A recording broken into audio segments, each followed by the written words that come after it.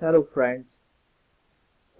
आज हम लेजर में stimulated absorption, spontaneous emission and stimulated emission, ये तीन प्रोसेस डिस्कस करेंगे। तो ऑफ कोर्स यही हमारे टॉपिक्स रहेंगे जो आज हम कवर करेंगे। So laser acronym, stimulated absorption, spontaneous emission and its characteristics, stimulated emission and its characteristics. Laser acronym, laser का फुल फॉर्म क्या होता है?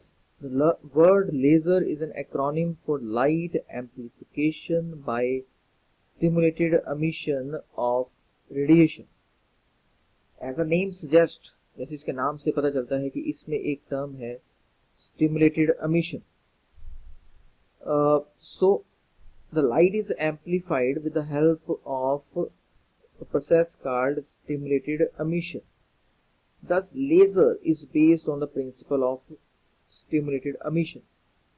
In other words, it is a device to produce a monochromatic beam, मतलब कि जिसकी single wavelength हो, single colour हो, highly intense and coherent beam of light. Coherent means कि जिसमें constant phase difference हो. पहला प्रोसेस हम जो डिस्कस करेंगे that is stimulated absorption. आप जैसे इस डायग्राम में देख सकते हैं कि this is the lower excited state और द ग्राउंड स्टेट, और ये हमारे पास E2 क्या है? This is the excited state comparative to the E1. तो हम क्या करेंगे कि हम एनर्जी प्रोवाइड करेंगे. ये एनर्जी, ये इलेक्ट्रॉन जो ग्राउंड स्टेट में है इसको एब्जॉर्ब करेगा. जब इसको एब्जॉर्ब करेगा तो वो एक्साइट होकर E2 जो लेवल है वहां तक उसकी एक्साइटेशन हो जाएगी. सो बिकॉज एनर्जी यहां पर एब्जॉर्ब हो रही है, और एनर्जी हमें कहां से मिल रही है? With the help of external source. So this is the meaning of stimulated absorption, means to absorb the energy in this case. So when a photon of light having energy E2 minus E1 equals to h nu, E2 minus E1 equals to h nu, h is Planck's constant, nu is frequency of radiation, is incident on an atom in the ground state. The atom in the ground state E1 may absorb the photon and jump to the higher energy state E2. For example, मान के चलते हैं कि E1 की energy है 1 electron volt और E2 की energy है 3 इलेक्ट्रॉन वोल्ट. तो E2 माइनस E1 कितना है? 3 minus 1 equals to 2 electron volts. It means कि जो फोटोन हम यूज कर रहे हैं यहां पर उसको कम से कम 2 इलेक्ट्रॉन वोल्ट एनर्जी प्रोवाइड करनी पड़ेगी, और इसी एनर्जी को एब्जॉर्ब करके जो लोअर एनर्जी स्टेट इलेक्ट्रॉन है वो एक्साइट हो जाएगा. क्योंकि ये प्रोसेस यूज कर रहे हैं कि इंसिडेंट फोटोन को, जिसको हम प्रोवाइड कर रहे हैं with the help of external source, तो इस प्रोसेस को हम बोलते हैं स्टिमुलेटेड एब्जॉर्प्शन. इसको आप इस तरह से मान के चलिए कि आप कोई पिक्चर देखने गए हैं, सपोज आप चकते इंडिया देखने गए हैं, तो चकते इंडिया देख कर आप बाहर आ रहे हैं तो आपके मन में वो देशभक्ति की भावना या वो एक स्पोर्ट्स पर्सन की भावना आप में भर जाती है. उसके बाद क्या होता है वो हम आगे जाके डिस्कस करते हैं. आई होप कि आपको स्टिमुलेटेड एब्जॉर्प्शन समझ आया है. स्पॉन्टेनियस एमिशन, तो जैसे मैंने बोला था कि आपको आप वो पिक्चर देख के आए, या आपने लीडर का भाषण सुना, या आपने कोई क्रिकेट मैच देखा जिसमें मतलब हमारी कंट्री जीत रही है, जीत गई है, तो एक मतलब खुशी की बात. उसके बाद धीरे धीरे क्या होता है, हम घर पहुंचते हैं तो मतलब वो हम फिर से अपने एक नॉर्मल स्टेट में वापस आते हैं, क्योंकि हमने जो उस टाइम एनर्जी एब्जॉर्ब करी होती है हम वो एमिट कर देते हैं.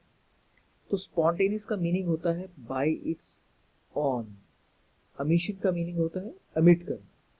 सो यहां पर आप देखेंगे if the atom in the excited state automatically or by its own decays to the ground state by emitting a photon of energy E2 minus E1 equals to h nu, तो उसके पास 2 electron volt energy extra थी, तो उसने वो 2 electron volt energy lose कर दी, but in this case in the form of radiation. उसने radiation की फॉर्म में लूज करी, जैसे हम यहां देख रहे हैं.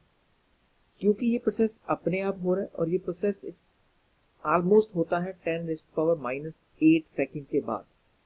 तो एटम और इलेक्ट्रॉन डी एक्साइट हो जाते हैं from upper state to lower state. अगर अपने आप हो रहे हैं तो उस प्रोसेस को बोलते हैं स्पॉन्टेनियस एमिशन। इस प्रोसेस का यूज है लेजर में, हम किसी और वीडियो में करेंगे। The emitted photon of energy E2 minus E1 equals to h nu can move in any random direction. There will not be any phase relationship between the photons emitted from various atoms. तो जो photons emit होते हैं in the case of spontaneous emission वो random direction में जाते हैं. Therefore, the radiations coming out due to spontaneous emission are incoherent. तो laser जैसे हमने डिस्कस किया कि लेजर हमें मिलता है स्टिमुलेटेड एमिशन के साथ, because this is light amplification by stimulated emission of radiation. तो स्टिमुलेट का मीनिंग जैसे हमने करा है कि with the help of external source, तो एमिशन के लिए भी हम एक्सटर्नल सोर्स यूज करेंगे तभी लेजर अचीव होगा। Stimulated absorption, spontaneous emission, stimulated emission, ये तीनों प्रोसेस के बगैर लेजर अचीव नहीं हो सकता।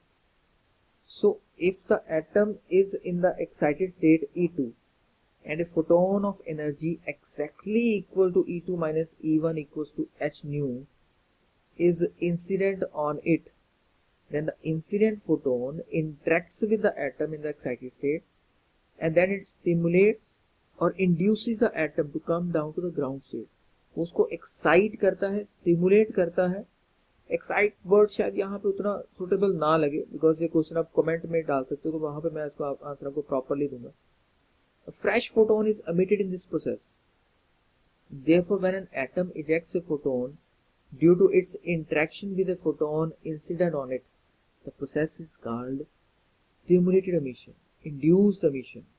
हम यहाँ पर एक्सटर्नल एनर्जी यूज कर रहे हैं एक एटम और इलेक्ट्रॉन को डीक्साइट करवाने के लिए, इसलिए इस प्रोसेस को हम बोलते हैं स्टिमुलेटेड एमिशन। जैसे आप यहां देख सकते हो इस डायग्राम में कि फोटोन इंसिडेंट हो रहा है और वो फोटोन एक्साइटेड इलेक्ट्रॉन को डीक्साइट करवा रहा है, और जो फोटोन्स एमिट हो रहे हैं, दो फोटोन्स एमिट होंगे यहाँ पर अगर एक इलेक्ट्रॉन को हम डीक्साइट करवा रहे हैं। पहला जैसे एग्जाम्पल ये है कि 3-1 2 इलेक्ट्रॉन वोल्ट का फोटोन अमिट होगा, और दूसरा जिसने इसको अमिट करवाया, जिसने इसको हेल्प करी, तो एक ये फोटोन और दूसरा जब वो डी एक्साइट हो रहा है तो दो फोटोन, वो दोनों फोटोन इस केस में सेम डायरेक्शन में होंगे, तभी ये लेजर अचीव करवाने में हेल्पफुल है। सो इसके कैरेक्टरिस्टिक्स क्या है?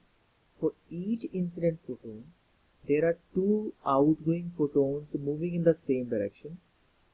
As the emitted photon has exactly the same energy, phase and direction as the incident photon, we will achieve an amplified and unidirectional coherent beam. Therefore, the laser is based on the principle of stimulated emission. Dear friends, I hope so कि आपको आज stimulated absorption, spontaneous emission, stimulated emission, जो laser के you can say कि basics हैं, वो आपको समझ आए होंगे। तो आप फर्दर रेफरेंस के लिए हमारी वेबसाइट venerscience.com भी यूज कर सकते हैं, और अगर आपको हमारा आर्टिकल्स पसंद आ रहे हैं तो please subscribe to our channel.